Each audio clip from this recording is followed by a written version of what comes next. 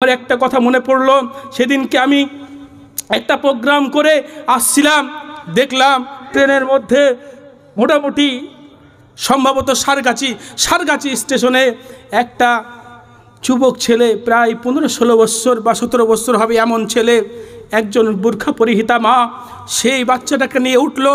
ওঠার পরে এমন করে ভাবভঙ্গি দেখে বুঝলাম কি এমন হচ্ছে, কে এমন করছে। প্রাথমিকভাবে আমি একটু ভাবনা চিন্তা করলাম, একটু খারাপ কিছু মনে হলো, খারাপ কিছু ভাবছিলাম, বোরখা পরিহিতা মেয়ে এমন করছে কেন, কি এমন চিন্তা করছে, আর এদিক ওদিক করছে, ছটপট করছে, ঠিক করে বসছে না, বসার জায়গা আছে তারপরেও বসে না। শেষ পর্যন্ত দেখলাম মেয়েটা নিজের বোরখাটাকে খুলে ফেললো ট্রেনের মধ্যে, ভরা যাত্রী, এতগুলো গাড়ির লোকের সামনে তার বোরখা যখন খুললো, আমাকে খারাপ লাগছিল, এই মেয়েটা এমন করছে কেন। কিন্তু পরবর্তী যেটা দেখলাম, সেদিনকে আমি 5-7 মিনিট ধরে মাথাটা নিচু করে দিয়ে আমি গাড়ি চলছিলাম, যতক্ষণ বহরমপুর স্টেশন না আসলো আমি শুধু কান্দে কান্দে এসেছিলাম। সম্মানিত সুধী, বাস্তব ঘটনা আপনাকে বলছি। সেদিন কি দেখলাম, ওই মা তার ওই বোরখাটা খুলে, যেহেতু মেমো প্যাসেঞ্জার ছিল, ওই গাড়িতে বাথরুম থাকে না, ওই ছেলেটা এত অসুস্থ তাকে নিয়ে বহরমপুর মেডিকেল কলেজে যাচ্ছে। আর্থিক দিকে সংকট থাকার কারণে সে ট্রেনটাকে ব্যবহার করেছে। ট্রেনে যখন ওঠার পরেই তার সন্তানের প্রস্রাবের প্রয়োজন হয়েছে, যেহেতু সে অসুস্থ, কিন্তু প্রস্রাব করাবে কোথায় বড় ছেলে, ওই ট্রেনের এক সাইডে বোরখাটাকে খুলে রেখে দিয়ে দেওয়ালের গায়ে বাচ্চাকে বলছে, বাবা তুমি এই বোরখার উপরে প্রস্রাব করো কেন, যেহেতু যাত্রী বোঝাই রয়েছে, তার লজ্জাস্থানের হেফাজত করতে হবে বড় ছেলে। সম্মানিত সুধী, আর প্রস্রাবে ছেড়ে যেন মানুষের গায়ে না যায়, অন্য কিছু না থাকার কারণে অসহায় হয়ে মা তার বোরখাটা খুলে ওই সন্তানকে প্রস্রাব করার জন্য ভরা যাত্রীর মধ্যে খুলে দেয়। হে যুবক, তুমি এই মাকে কষ্ট দাও কি করে? হে যুবতী, তুমি এই মাকে ভুলে যাও কি করে? হে যুবক, তুমি জানো তোমার মা তোমার জন্য কি করেছিল? জানো তোমার আব্বা কি করেছিল?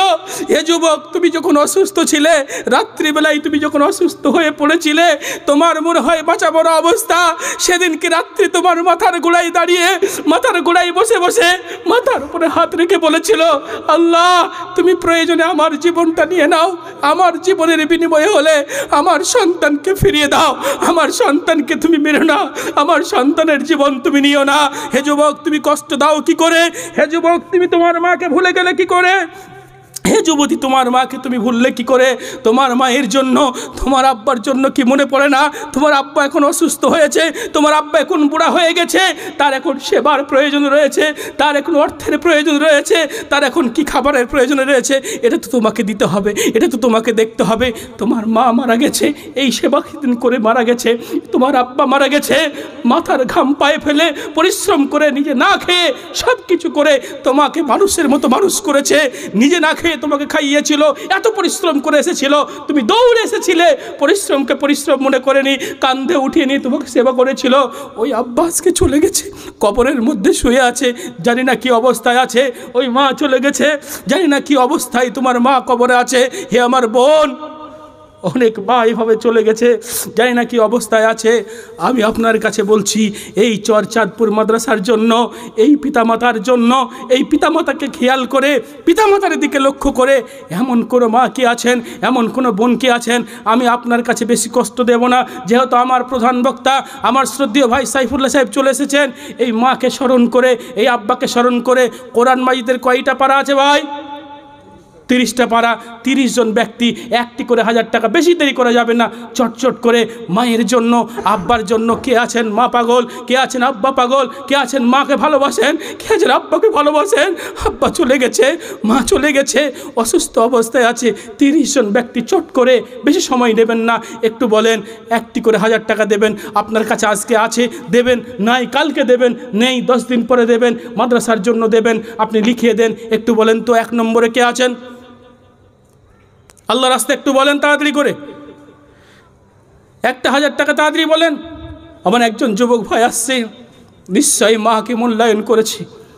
আর 2 নম্বরে বলেন কে আছেন?